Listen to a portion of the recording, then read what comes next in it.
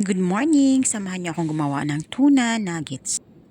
Ito yung mga sangkap: tuna, breadcrumbs, flour, black pepper, salt, egg, and spring onions. And 1 cup na mashed potato. Na-drain ko na yung tuna and i-mix natin ngayon muna yung tuna and mashed potato. Kapag na-mix na natin ito, isusunod na natin ang mga dry ingredients. Pag samasamahin natin lahat ito and then i-mix natin ng maigi para mag-cooperate ng mabuti. Hindi mapili yung anak ko sa pagkain. Kahit anong ihahain ko sa kanya, kumakain naman siya. Pero ako bilang ina, may mga alternative akong niluluto. Hindi lang kung basta dilata, ihahain ko sa kanya yung laman ng dilata. Iniisip ko muna kung ano pa ang pwede pa nitong gawin para mapakain ko siya ng madami dahil hindi talaga siya kumakain ng madami. And hindi rin siya mahilig sa mga oily foods. Kaya kapag nagpiprito ako, kailangan ito, meron talagang paper towel para ma-drain ng husto, ma-absorb ng paper towel yung mga mantika. And so, ito, mix-mix na muna ng mabuti hanggang sa mag-cooperate ng maigi. And after nito, kumuha ako ng malagyan ng aking mixture. Sinabihan ko ito ng wax paper. Kailangan muna natin siyang i-flatten.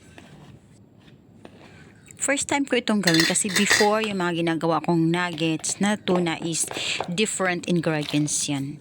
Nakita ko lang ito sa YouTube and ginaya ko itong merong halong mashed potato.